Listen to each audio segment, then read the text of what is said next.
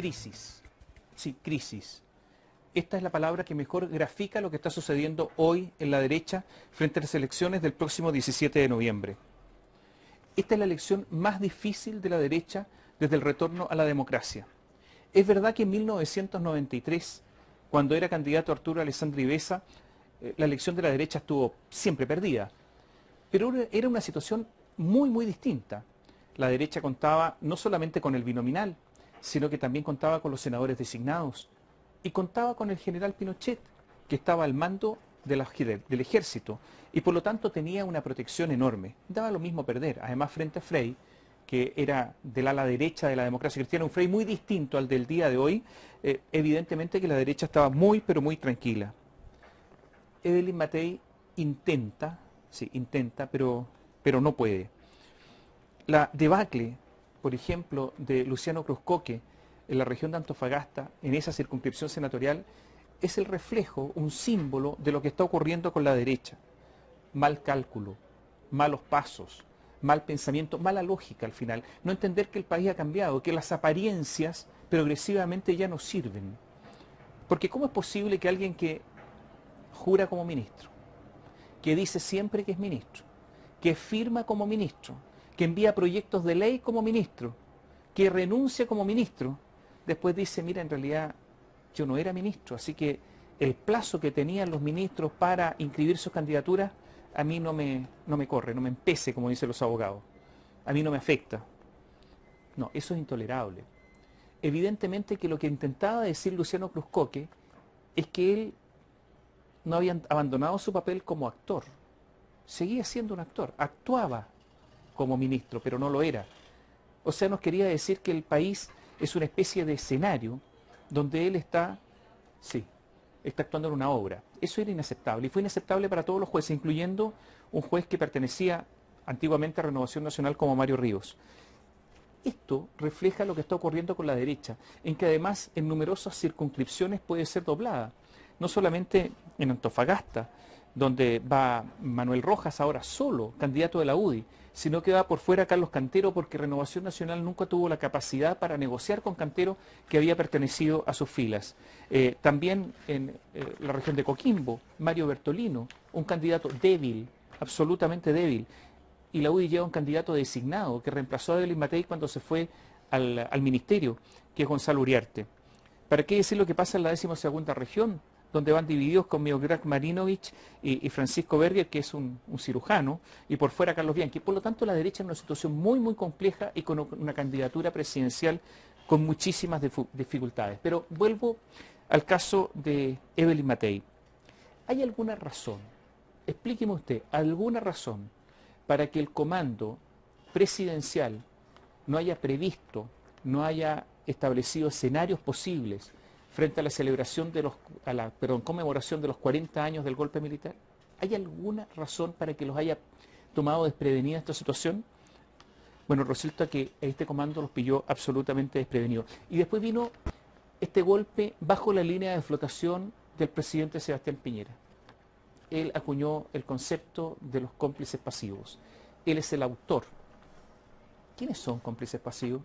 Yo le hago una pregunta.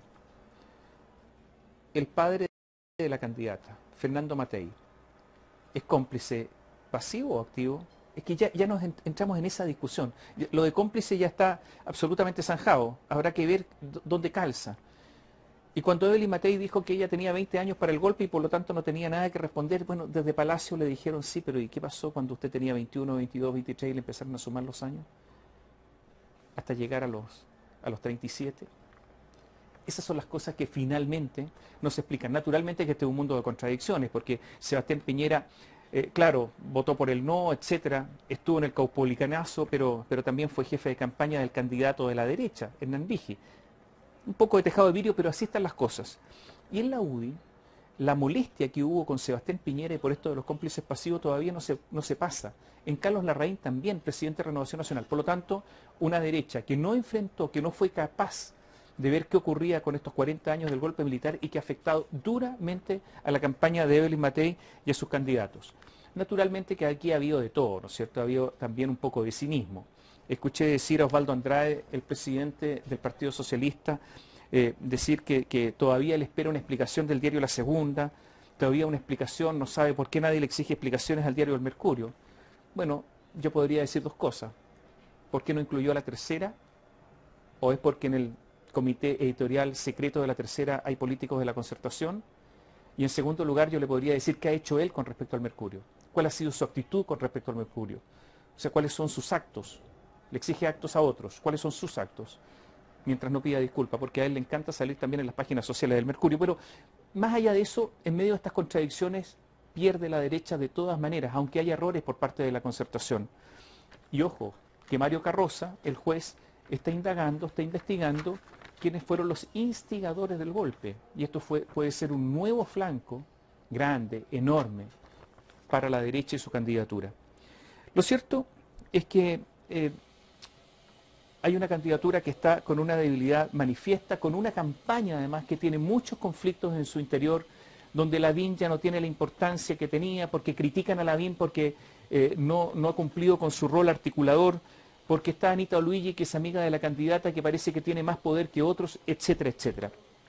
Y algunos dicen, mira, lo que pasa es que aquí falta relato. Ustedes recuerdan que Paulo Longueira hablaba siempre del relato. Falta el relato. Yo creo que esa crítica es un error. No es que Evelyn Matei o su comando no tengan relato. Lo que ocurre es que la derecha no tiene relato. Ese es el problema. Se quedó sin relato, no tiene nada que ofrecer, salvo ofrecer más de lo mismo. Y además es una candidatura que al parecer está con problemas económicos. Los empresarios no le están dando plata. Los empresarios ponen las fichas y tienen las relaciones que tienen. Y siempre estarán allí en los lugares justos, por si acaso. Pero parece que en el caso de Evelyn Matei, la candidatura de derecha, ni es siquiera el por si acaso. Cuento una historia pequeña, hago un raconto, un paréntesis. Hace 40 años, poquito más, días más, cuando Carlos Prats estaba a punto de renunciar a la comandancia en jefe del ejército, 1973, el ministro de Defensa de la época, Orlando Letelier, ve a este Prats tan agotado, tan estresado, que le dice, ¿por qué no se va a descansar? Váyase a la playa. Yo hablo con Andrónico y se va a la casa de Andrónico a la playa. Sí, Andrónico Luxi. Los empresarios siempre han estado, pero estaban dispuestos a ayudar a Prats, pero parece que no están dispuestos ni siquiera, en medio de la crisis, ni siquiera a ayudar a Evelyn Matei, o por lo menos muy poco. No hay dinero. Y Sebastián Piñera ha quedado bien posicionado, porque al hablar de cómplices pasivos, bueno, él no se considera cómplice pasivo, apunta con el dedo a todos los demás. Y por lo tanto, dirá, soy el único que está a salvo, soy el único que puedo ser candidato en 2017 porque todos los demás están comprometidos. En este escenario, la candidatura de Evelyn Matei es extraordinariamente difícil. ¿Está en la UTI? Sí. ¿El pronóstico reservado? No. El pronóstico es muy malo.